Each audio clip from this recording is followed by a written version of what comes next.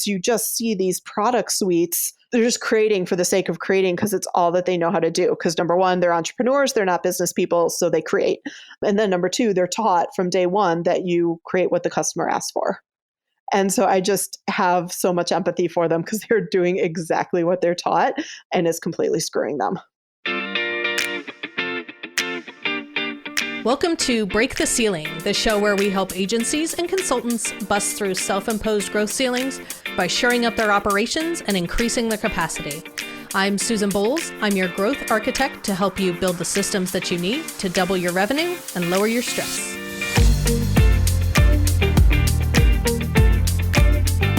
Hello, hello, hello, and welcome to Break the Ceiling. Today, we're still talking about default decisions, all those choices that you make about how to run your business. And a lot of these decisions happen without us even realizing we're making a choice, especially at the beginning of our businesses. But sometimes those choices we didn't know we made come back and bite us in the butt when we need to make the transition from experimentation mode or validation mode and into growth mode. So in episode 1 of the series, I talked to Tara McMullen about why the default decisions you make at the beginning of your business may actually be causing the problems that are limiting your ability to grow now. And in episode 2, Margot Aaron and I talked about making choices about the business you could run versus the business you want to run. So if you haven't checked those out yet, you might go back and give them a listen. Today, we're talking about business models. Lots of our default decisions are actually built into the model we choose, so making sure we choose the right one is a pretty core choice that has a huge impact on what our businesses actually have to look like in the back end. So if you choose to run a brick and mortar store, you have to staff it. If you choose to run a digital course business, you have to build and launch courses. So sometimes the model you choose doesn't really lend itself to a ton of choices later on, like a brick and mortar store. But in the case of service-based businesses, there's an almost infinite number of choices about the ways you can choose to generate your revenue and scale your business. And that's where my guest, Michelle Warner, comes in. Michelle is a business designer who helps coaches, consultants, and service-based entrepreneurs grow their business. Now, Michelle is a genius when it comes to building profitable and streamlined business models, and we'll often work together with clients as a bit of a 1-2 punch.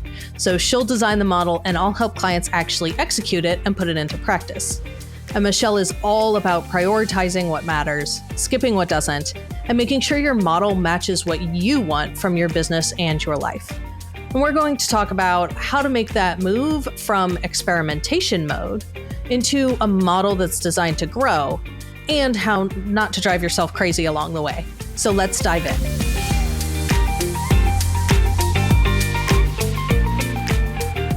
All right. Hello, everybody, and welcome to Break the Ceiling.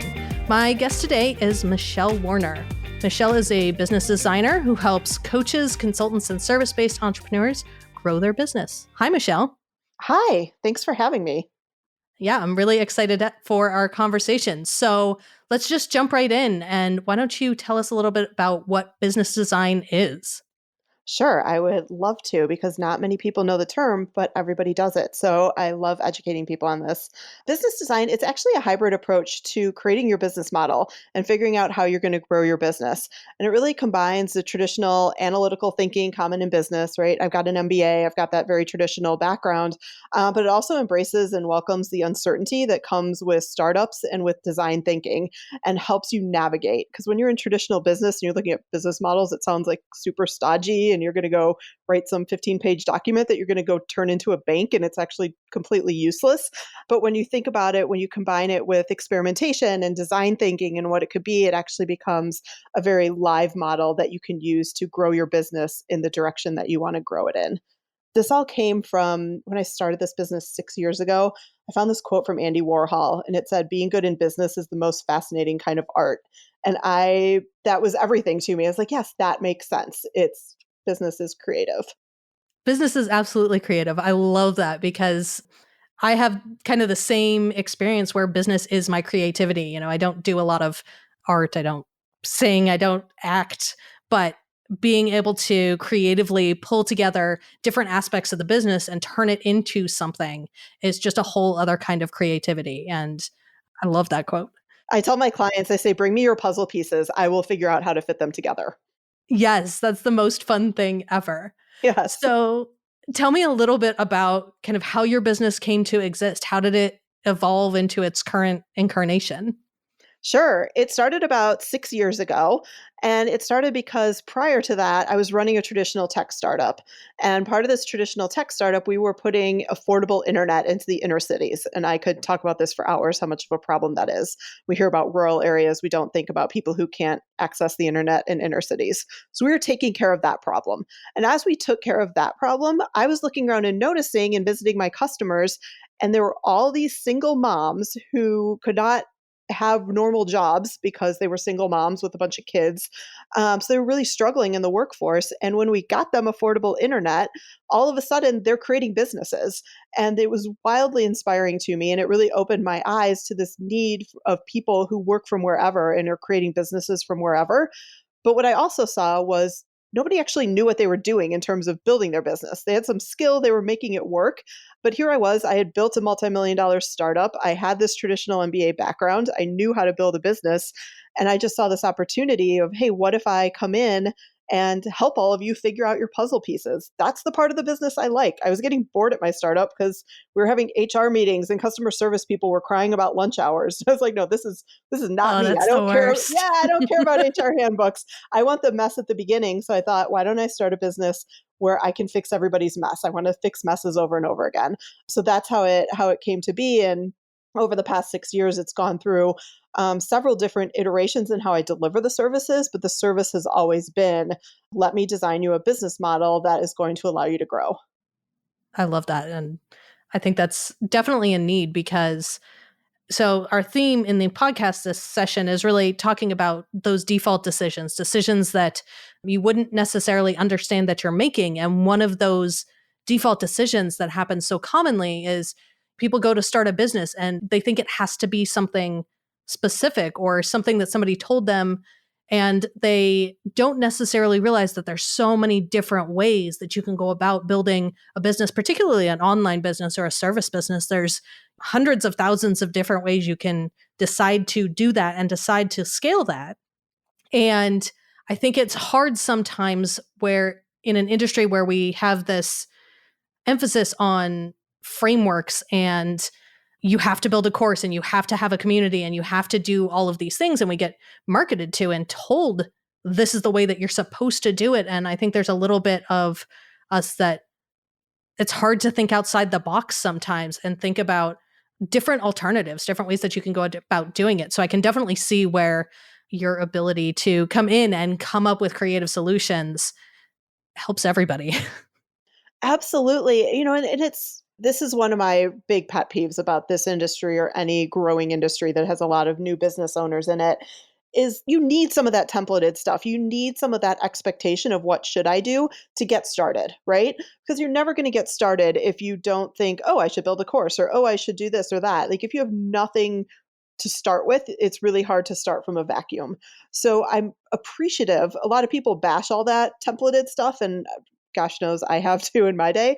But I appreciate all of that stuff. But then you get to a chasm where you have built something, you know you can deliver value, you know that you have a business, and now you feel really constrained by the should have, could have, would have, but you have all you have done is followed somebody else's directions. So you have no idea how to make the leap from following someone's directions into building what you want to build.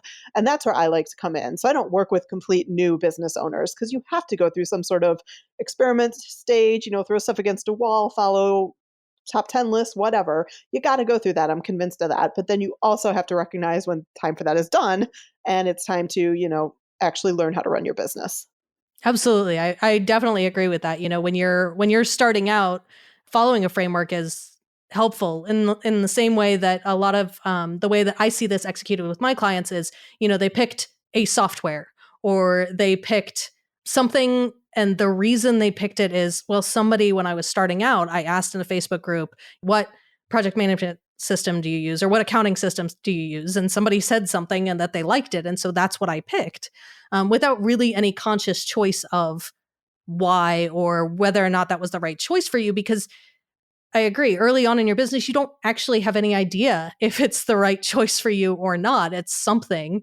You have to give it a shot and see how it works. But at a certain point, you will hit a ceiling if it's not the right way to work, or it's not the right software for you, or it's not the right business model for you. I think you will hit that ceiling where you have built a business that is unsustainable with either its current incarnation, its current systems, its current people, its current team. And you have to do something to make that change.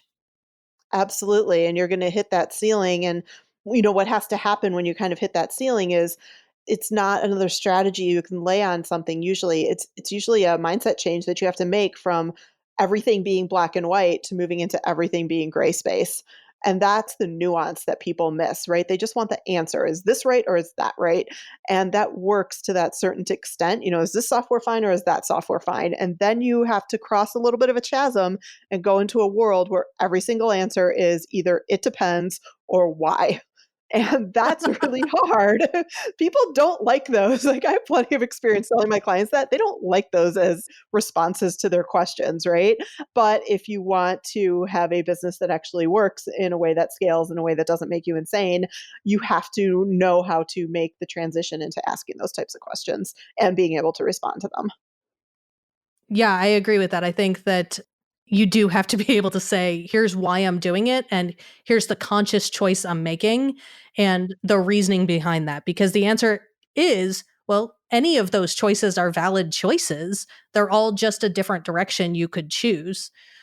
So, based off, either your own experiences or your work with your clients, when you see those business owners hitting that ceiling, when they get to that point where they're a little overwhelmed, they know something has to change, but how do they know when they've hit that ceiling? How do they come to you and say things are broken, I don't know what to do?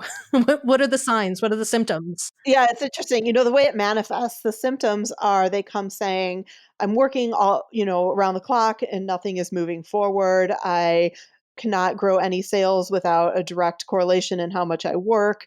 And, it's time, energy, and freedom. Those are the classic signs, right? They're not making money. They have no energy. They're working all the time and they have no more time to give. And the profit margins are disappearing. That's really the symptoms that we see. So they'll come and they'll say, I don't know how to make more money. I'm stalled out. I'm stuck. I hate my business is the most extreme if they have waited too long to ask someone for help. It's, I'm burned out. I hate this thing that I've created. I've created a new job for myself. And are there any particular decisions or choices you see folks making kind of over and over that have a really big impact on how they got into that situation? What are the causes of that overwhelm? Yeah, I love this question because I have all the empathy in the world for the answers to this. Because the reason over and over and over again, the reason is that as entrepreneurs, again, we're taught like when the customer asks for something, create it. And the customer is always right and listen to your customers, right? And so what I see is when a model breaks down and there's no more revenue coming from a product, everybody goes and asks their customers what do they want and they create something new, and then they ask them what they want again and they create something new because the only way they can figure out how to make more money, they can't extract more money out of the core products that they were selling because there's something broken there, so they go create more things, but they don't know how to create those things efficiently or in a proper model either, and so that just adds to the problem. And so that's where I'm saying, like, 20 products down the line, if they wait too long to ask for help, they are now trying to maintain 20 products at a crappy profit margin, that aren't being run efficiently and that probably aren't really serving their core customer because all they're doing is emailing or asking on Instagram, hey, what do you need next? And they are just creating it because they need cash. So you just see these product suites, they're just creating for the sake of creating because it's all that they know how to do. Because number one, they're entrepreneurs, they're not business people, so they create. And then number two, they're taught from day one that you create what the customer asks for. And so I just have so much empathy for them because they're doing exactly what they're taught and it's completely screwing them. I think that's really interesting. Do you think is that a boundary issue for them? Or do you think it's just the model is build courses or build products and that's the only acceptable, scalable choice? Yeah, I do think it's not that it's the only acceptable scalable choice, but it's really there's a chasm that you have to cross between being an experimental entrepreneur and running a business. And that bridge, that moat, whatever we want to call it, that you have to cross comes when you go out of experiment and out of new creation and understand how to double down on something and make it efficient and learn how to operationalize it, productize it, put processes in, all the wonderful things that you do. And people don't understand that bridge or that moat exists. They don't know it's something that they have to cross. And so they just stay in the earlier stages of the business, which is experimentation and validation. And they just keep creating new things and new things. And nobody is teaching them that, hey, at some point, you stop that stage and you move on to, you stop being a startup and you start being a business. Yeah, that's where I have so much empathy because we love to be this black and white thing, and it's easy to teach people those early stages, so nobody says, "Oh, and then by the way, at some point, you need to move on from that." Absolutely. So, are there particular strategies or models that you see that people should use based on where they are in the kind of stages of growth of their business? So once they're doing those experimentations and they've grown the business to a point where they don't have the capacity anymore or they have kind of hit the ceiling, what are some of the strategies that you would use after that point? When they come to you and they say, "I'm overwhelmed." What do you do? Well, the first thing I do, because it's not well known, is show them the stages of business and explain to them, hey, you're stuck in stage 2, but you are really ready to be in stage 3. And so then we need to shift your focus. Stage 1 is validate. You just need to do you offer value to anyone? And if so, can you get some success stories? Stage 2 is sell. How can you create some sort of predictable marketing process around the fact that you can create a success story for a person? And that's where people stall out. They get some sort of predictable marketing process and then they don't know what to do next. Whereas stage 3 is really operationalize things. And that's the biggest breakdown I see is people try is not knowing they have to go from stage 2 to stage 3. So the very first strategy I do is I point that out and I say you have been continuing to spend all of your time creating new marketing systems when you already had a proven one, where your solution was actually to now take that proven marketing system and start operationalizing it. Or if you've created a proven marketing system that you hate, which also happens, we have to go back and start stage 2 and find the marketing system that you like. And within that comes, okay, now you've created all these things, right? We also have to layer on this issue that they've probably created 20 products. So, okay, if you have created 20 products, who are you actually selling those to? And now you probably have 20 segments of customers. So we need to back off that, figure out exactly who your segment is of customers and what's the predictable marketing system for that. If those two things, we can still say yes to those things, then we go on and see, like, okay, how can we operationalize this? I like that. Yeah, that's Yeah, there's simple strategies. I call them like this is simple stuff, but it is not easy. And it's very difficult to see for yourself. It's almost impossible to see for yourself. yeah, I have the same issue where you just want, I just need a me. Can somebody be me for me? Oh, I need a me too, like cobbler's shoes, right? I love to get on my high horse, but yeah, life is not perfect over here either. So on the operations side where you're operationalizing things, one of the ways that I talk about it with my clients, because we have a very similar, there's a crossover at that point where you kind of help them realize that they need to operationalize, and then I'm the person that actually does that for them. Right. And one of the things that we talk about fairly consistently is just making a decision one time and then executing that decision over and over. So deciding what your process is for this one thing and then just do that over and over again while you focus on other pieces of the business. And I think that's important both from a marketing aspect but also from, just a execution of what are you doing? What courses are you offering and how can you streamline that offering? But also, and one of the things that I absolutely love about your content is talking about prioritization. So, what can you choose not to do? And how can you focus on the things that matter? How do you execute that with your clients? I'm glad you asked this because this is a piece of the story that I missed. I was talking about them creating thousands of products, and that's true. But they also create thousands of marketing ideas and thousands, like, there's just create, create, create, create, right? I mean, we're entrepreneurs. We have shiny thing syndrome. Exactly. Give us a break. Exactly. Like, you're just going to create all the time. And so when we're looking at going from stage one to stage two, validate to a predictable marketing system or predictable marketing system to operations, one of the things I'm doing is not only looking at, okay, you've created all these products for all these different segments, which of those are actually working? I'm actually looking at the marketing systems that go along with that as well and saying, great, you have 15 marketing channels. Congratulations. Which two are actually working? So that's we find the one or the two that are actually working in all those categories: product, segment, marketing. Make sure they line up, and then 80% of your time goes there. And then 20% go and play. And I think that's important because I learned this early on when I would advise entrepreneurs to only focus on everything on these one or two things that were working. There's a freak out moment because they need that outlet. And also I came from startups where you do always experiment and markets change quickly. So I'm like, okay, go play for 20% of the time and do whatever you want to do over there and tell me if something starts working. But 80% of your time, this is what you need to focus on and drop everything else. And so that's how we really build the priorities, is looking at what worked and what was just a reaction to this need to create.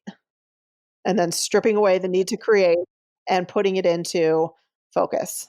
Well, and that really ties into being able to grow their capacity and minimize the impact on their team if they have a team, or on them if it's just them. The ability to prioritize and then know where to focus your time, where to focus your energy to get the maximum impact. I love the idea of growing capacity through just choosing not to do things. That's one of my favorite tricks.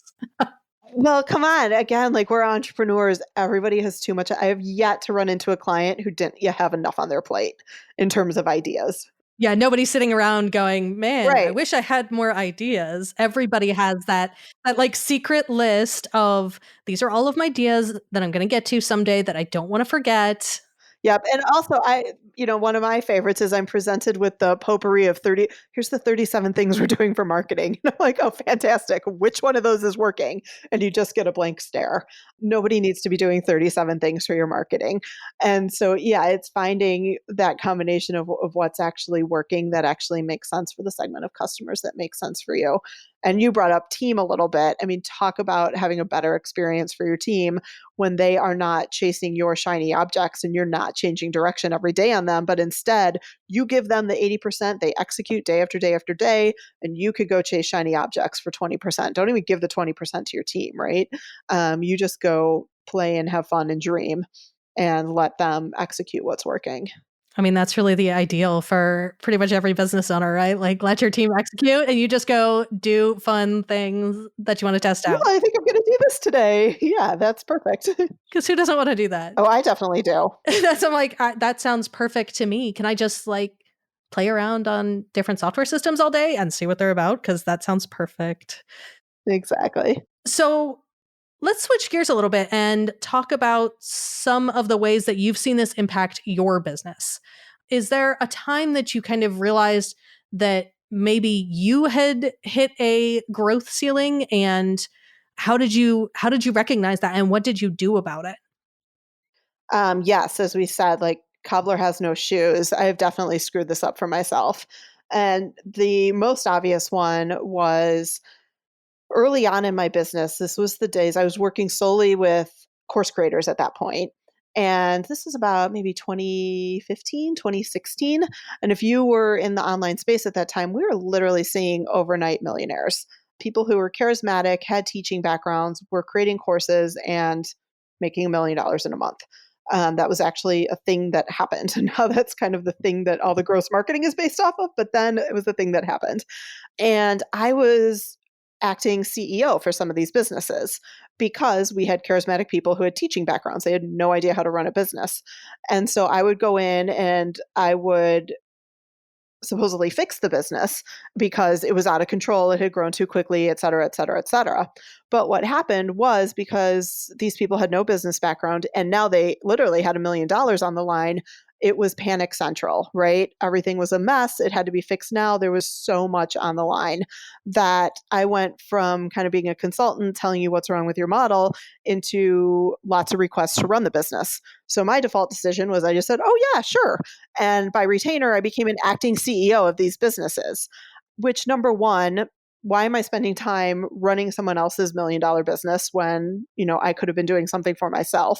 That was part of the reason I left my startup, which is another whole long story. So that was something that wasn't good. But the worst part of it was I realized I was making everything worse because by going into a retainer agreement, I became an employee that they felt very comfortable asking to make all the decisions, as opposed to how I work now, which is very much strategist designer. I come in, we design this together, and then you go execute it. There's a reason I do that. And it's because when I worked on retainer, they were outsourcing all of the critical decisions to me.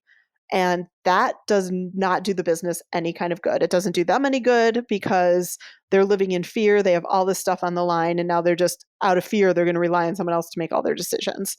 And it does me no good because now I have the stress of like $4 million businesses on me. And that's miserable and, panicked people. And so I screwed that up. And so I stopped doing that. And now I work very much on a project basis. I come in, we design your business models together. I give you priorities, tell you exactly what to go execute, and I'm around. I don't disappear on my clients, but I don't work on retainer and help you execute those. And there's a very specific reason I do that. And then I have a program where my clients and others can come into and stay on track. Like you can always check in on these are your priorities. What are you doing this week? What's your focus area? And so there's some strategy in there, but it's less strategy and it's more, are you on track? Are you planning correctly? What was your priority? Is that, are you staying true to your 80%? And so that's how I came out of that screw up myself. Yeah, I think that's an interesting point because there's a lot of accountability type groups versus like a prioritization type group. And I know that's something that I've struggled with my own business is I have shiny thing syndrome, just like all the other entrepreneurs. And it's very easy for me to help other business owners prioritize their business. But it's a whole other thing when I have all of the ideas in my head and I don't have a filter where I can often act as the filter for the shiny things with the clients that I work with.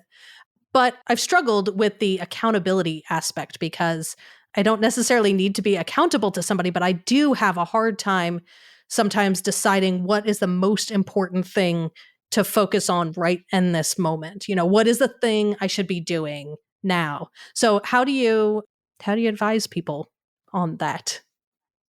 What they do when they come into the program is we have a call, and I know a lot of them already, or if I don't know you, we have a call, we figure out what's going on with your business. If something is going on so seriously that we need to work together, I tell you that, or we figure out what are your priorities for the coming quarter. And then you're right, like it's accountability to that. It's not accountability to whatever you think your to-do list is this week. I could really care less because accountability to the wrong things is just a waste of everyone's time. So I'm going to get in there with you. I'm going to figure out what your priority is. And then you're going to come in and there's going to be accountability towards that. How are you moving forward on that? And then every quarter, we're going to get together as a group and reassess those priorities. We're going to relook at business stages. So if you were on stage 2 last quarter, are you still in stage 2? Okay, great. What do you need to focus on? Have you moved to stage 3? So then what does that mean? What does your priority need to change to so that you continue moving forward? And I really look at the accountability space as a way to make sure people are focused as opposed to a way to make sure people are getting their to-do list done each week. Yeah, and I think, the to-do list changes so fast. Exactly. And if you are aware enough that you have to have priorities, like you're aware enough to get stuff done, right? I think if you're aware enough to care about my message, you're aware enough to worry about your to-do list. You're just not in a place where you can't handle a to-do list. Yeah, and so I want it to be a place where you're staying on track and then you have access to me for quick questions. The last thing I want is for people to have to spend a ton of money to get me on the phone for an hour for a special consult, one-off consult, when they could be in a group and ask me a quick question. So we have live Q&As every week. What do you need my gut checks on?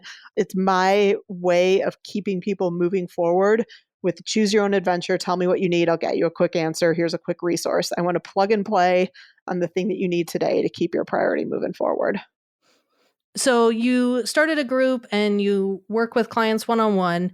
Was there a particular operations or business model decision that you made actively in your business? Or did it for a particular reason in terms of how you designed your own business that made a big difference in terms of how easy it was to run that piece where, based off of your experience when you're designing your own business, what choices did you make it be the business that you wanted to run? I think the biggest one that I did was, again, taking a little dose of my own medicine and really doubling down on my own frameworks and my own processes, because I love to get so frustrated at the frameworks and templates that are out there that I like to scream from the top that everything's custom, like I don't use any of that stuff. But in reality, I do, right? I use frameworks to help find custom solutions. So I actually think the word framework that gets thrown around is thrown around in the wrong way. A lot of people say framework and they actually mean template, meaning I'm going to tell you exactly what to do. A framework doesn't tell you exactly what to do. A framework guides you through a decision-making process. And so I really resisted creating my own of those because of the connotation of the word, and it frustrated me that it was this generic advice that wasn't going to help anyone. But over the past 9 months, I've really doubled down and said, okay, if I want to do this at scale in a way that's going to get better results for people, get consistent results for people, I need to figure out what is this framework that I'm using, because I know it exists in there. I think through the same questions every single time. So I sucked it up and I put that process together, and results have been phenomenal. Like, my clients always got good results. They are getting out of this world results right now. And I'm able to help a ton more people in a lot less time. And so that was really a game changer for me. I'm not someone who wants to get away from one-on-one work. Oh, I love my one-on-one work. Like, I love it. But I want it to be efficient and I want it to produce mind-bending results. I think it's interesting because the part where you talked about the framework and the word and the connotation, I find that often happens with the word process. So when we talk about like, hey, you need a process for this, or hey, we're gonna, put documented processes into place. And I find that people have a real resistance to that. Like, something about the entrepreneurial spirit does not want to be constrained in processes or in documentation. And I think some of it might be coming, a lot of us come out of like a corporate world or the enterprise kind of world where documentation is 42 pages and processes are just bureaucratic nonsense, where in your own business, documentation might mean a checklist in your project management system or a checklist on a piece of paper or just a zap that does the thing that you decided to make it do. But when you start saying, you need a process, people just have such a resistance to that. But what's interesting is I often use the word framework instead of process to convince people like, hey, this is, it's just, we're not turning you into a corporate empire. We're going to make the same decision. We're going to make one decision and we're going to do that over and over. I just find it really interesting because I see a lot of that. There's like just a resistance to structure. And I don't know if it's, that creativity that all of us as entrepreneurs, we want to create things. And it feels like process is the antithesis of creativity, when I actually think process is the thing that enables you to be creative and all of those other places.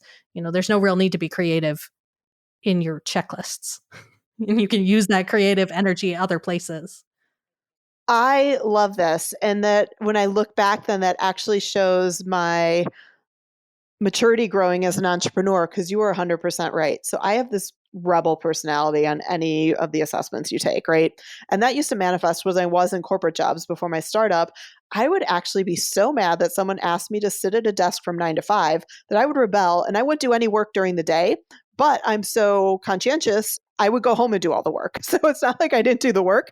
I just created 2 jobs for myself because I refused to do the work during the day, but then I would go home and do it. And so then when I got into the startup environment, I loved it. There was so much freedom and this and that I refused to create the processes. And then let me tell you, that led to chaos. Like I was my client who I was talking about grew too fast and everything was chaos. So that was part of the stress of that. And I burned out very, very badly. And so I now think that 6 years on from that experience, of leaving that experience, I'm kind of, have slowly healed from that burnout, which was like serious and ugly.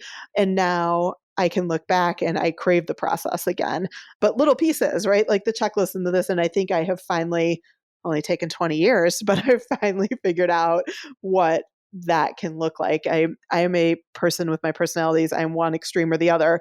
So when you say that stuff, I think like, oh, there's either nothing or it's so buttoned down, Wall Street stuff. I think that's the resistance. There's a big, beautiful middle ground. Yes, there Yeah. is middle ground. And I think it's the middle ground that really enables you to grow. And I think people are really overwhelmed when they hear the word process and they think that it's going to take forever and we have to do this big evaluation thing and we have to, but in reality, a lot of the process that we're dealing with, particularly in small business, you could sit down for a half hour, write down how you want this to go, and then you're done. As long as, once you've done it, you decide that's the way that you're going to do things and follow it. It doesn't have to be complicated. It can be as simple as a paper checklist that you follow. I mean, that's, not my preference. I super love technology. So, but still, like, it doesn't have to be that complicated. Yes. Yes. It's so interesting. Well, this was an awesome discussion. I love I love digging into this stuff with you. Oh, I can talk about this for hours with you. So we'll have to do an episode 2 at some point. Absolutely. So, where can our listeners find you? Come hang out with me. My website is themichellewarner.com. And I spend a lot of time on Instagram these days, and that is michelle.warner. So come say hi over there, drop me a message. I would love to chat all things business models with you. Plus, you'll get really cute dog photos. Yeah, to say, or dogs. There will always be dogs. Yeah, or lakes or hiking. We can talk about any of it. It's always so relaxing. Like, I'm always going, oh, I wish I was on a walk with Michelle and her dog. I don't know if it's always relaxing. He's a little bit of a hunter. Our walks can be adventures, but right now, hopefully you didn't pick it up on the sound because he is snoring very loudly down on the floor, but hopefully that doesn't come through. Just know he's there. All right. Well, thank you so much for talking to us today, and we will connect soon. Yes, thank you so much for having me. This was a blast. Thank you so much for listening to our show today. I hope you enjoyed it as much as I did. Make sure to tune in next time when I talk to Pia Silva of Badass Your Brand. We're going to be talking about how to structure your products, your pricing, and your time in a pretty unconventional way. But the end result is a seriously streamlined and efficient business. So be sure to hit subscribe wherever you listen so you don't miss that episode. And before we go, I want to quick point to the sponsor of our show, my own company, ScaleSpark. We help agencies and consultants break out of growth stalls by fixing the underlying problems that stop your business from growing. Whether it's process, technology, client management, or some combination, we'll find and fix those bottlenecks so you can increase your capacity and profitably and sustainably grow your business. Because growth is only hard when your business isn't built for it. At ScaleSpark, we can help you build one that is. To check us out, head to our website at scalespark.co, and thank you for listening.